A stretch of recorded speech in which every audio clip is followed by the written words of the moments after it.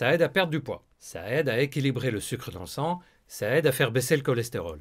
Une seule de ces allégations est peut-être vraie. Laquelle? Bonjour tout le monde et bienvenue dans cette nouvelle vidéo, bienvenue sur charles.co. Aujourd'hui, je vais vous parler du vinaigre de cidre qui est réputé avoir des bienfaits, mais est-ce que ce sont des bienfaits prouvés? Est-ce que c'est réel ou est-ce que c'est plutôt à éviter? Et d'ailleurs, est-ce qu'il y a des situations où ça peut être dangereux d'utiliser le vinaigre de cidre pour perdre du poids, par exemple? On va en parler, mais tout d'abord, en 20-30 secondes, je vous rappelle ce que c'est charles.co. Charles.co, c'est une plateforme de téléconsultation, une clinique digitale, où vous pouvez consulter des médecins qui sont spécialisés dans leur domaine, comme par exemple le problème d'obésité.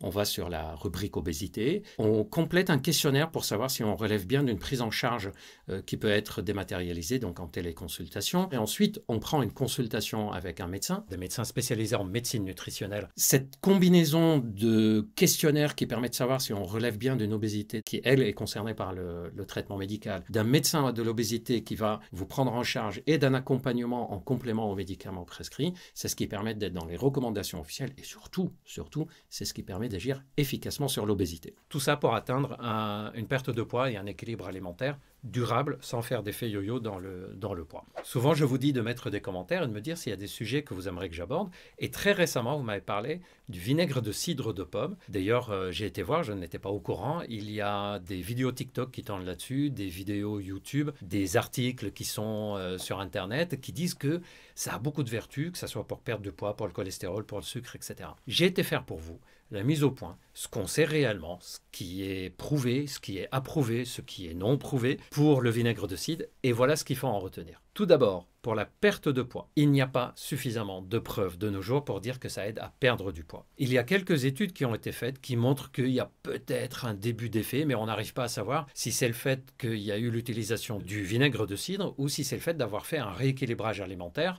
C'était un peu difficile à savoir. Donc sur la perte de poids, c'est quelque chose qui pour le moment n'est pas prouvé. Attention, je ne dis pas que ça n'a aucun intérêt, je dis juste qu'on ne sait pas dire si c'est vraiment efficace ou pas. Et donc pour le moment, on ne peut pas nous en tant que médecin dire oui, ça aide à perdre du poids. Deuxième effet, pour le cholestérol. Alors ça, c'est un point sur lequel les études ont plutôt montré que pas d'impact. Je pense d'ailleurs que c'est quelque chose qui n'est plus en cours de recherche actuellement. L'effet sur le cholestérol est un des effets qui est, on va dire, le plus abandonné de l'effet du vinaigre de cidre. Troisième effet sur l'équilibre du sucre. Et là, il y a quand même des études qui laissent supposer que ça a un intérêt quand même. D'ailleurs, c'est peut-être parce qu'il aide à équilibrer le taux de sucre dans le sang, que ça aide un tout petit peu sur le poids. Vous savez que quand on a un taux de sucre qui est plutôt stable, ça évite d'avoir des pics d'insuline. Je vous en ai déjà parlé dans d'autres vidéos, par exemple dans la vidéo sur les aliments qui aident à stabiliser le diabète. En tout cas, ça a l'air dans les études d'apporter quelque chose sur l'équilibre du sucre, donc le taux de sucre, la glycémie, qui est stable dans notre corps. Or, on sait que si c'est stable, c'est utile pour la prise de poids. C'est utile chez des personnes qui sont en état de prédiabète, par exemple. Il y a une étude en particulier que j'ai trouvée très intéressante. Les personnes qui prenaient du vinaigre de cidre au coucher, leur taux de sucre dans le sang au réveil était un peu inférieur aux personnes qui étaient dans le groupe qui ne prenaient pas du vinaigre de cidre. Donc il se passe un petit quelque chose et ça semble diminuer le pic, le montée du chiffre de glycémie, de sucre dans le sang, après un repas ou après une consommation de sucre, à condition qu'on ait pris bien sûr le vinaigre. Donc on va dire que ça apporte un petit quelque chose et d'ailleurs c'est un peu comme le citron qui a aussi un effet qui permet de stabiliser un minimum le sucre, le taux de sucre dans le sang. Et évidemment tout ça c'est en plus des traitements si on est diabétique, c'est pas à la place des traitements, d'ailleurs je vais vous en parler juste après. En tout cas, le vinaigre de cidre pour perdre du poids, c'est quelque chose qu'on ne peut pas confirmer de nos jours. Pour le cholestérol, je pense qu'on peut laisser tomber. Par contre, pour l'équilibre des chiffres de sucre dans le sang, les taux de sucre dans le sang, ça a l'air d'apporter quelque chose et donc c'est pas si intéressant que ça, en particulier chez des personnes qui sont en état de prédiabète, qui ont une obésité, qui n'ont pas envie de rentrer en diabète. Est-ce qu'il y a des situations où il ne faut pas le faire? En fait, certaines personnes disent attention quand on prend quelque chose d'acide, comme le vinaigre de cidre par exemple, ça peut abîmer l'émail des dents. Alors évidemment, c'est un effet qui peut facilement être enlevé en se rinçant la bouche après avoir consommé le vinaigre. Idéalement avec d'ailleurs de l'eau pétillante. Pourquoi? Parce qu'elle est un peu plus salée, donc ça enlève le côté acide.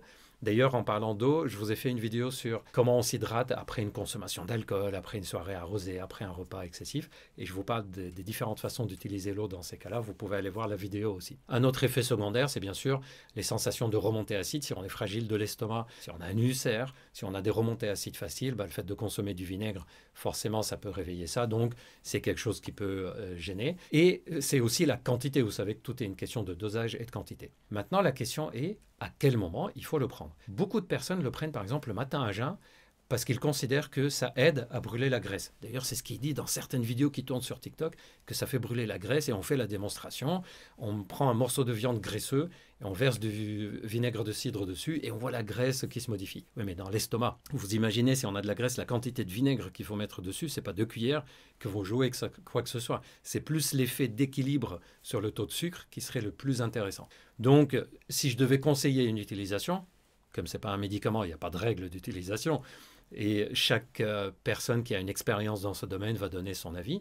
Mais si je devais en donner une, des conseils d'utilisation, des règles d'utilisation, ça serait de le prendre un peu avant de consommer du sucre ou juste après avoir consommé du sucre, puisque c'est surtout cet effet-là qu'on va viser. Peut-être aussi si on mange par exemple un repas trop riche en féculents, on a pris trop de dessert ou un dessert un peu trop le soir et qu'on veut éviter que le sucre soit élevé dans le corps pendant la nuit, pourquoi pas prendre 2 cuillères à café et 2 cuillères à soupe de vinaigre de cidre en fin de soirée pour que la nuit il n'y ait pas de pic de sucre.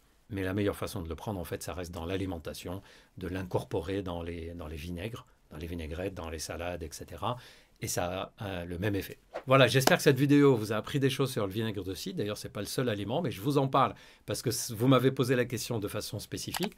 Vous pouvez aller voir les autres vidéos où je parle des aliments qui peuvent aider à réguler le taux de sucre. Je suis sûr que ça va vous intéresser. Et vous pouvez aussi aller voir toutes les vidéos sur la nutrition si ça vous intéresse. En tout cas, j'espère que la vidéo vous a apporté un éclairage sur cette utilisation du vinaigre de cidre pour maigrir. Donc, on a bien retenu que ce n'est pas l'objectif. D'ailleurs, si vous avez envie que je vous parle d'autres sujets, n'oubliez pas de mettre dans les commentaires. Dites-moi si vous avez vos petites astuces, un peu de vinaigre, un peu à l'ancienne, que vous avez envie de partager avec nous. N'oubliez pas de vous abonner, de liker. Moi, je vous donne rendez-vous très bientôt pour plein d'autres vidéos sur plein de sujets de santé et plein d'autres formats différents. Merci de nous suivre, merci de m'avoir écouté jusque-là. Prenez bien soin de vous et à très bientôt.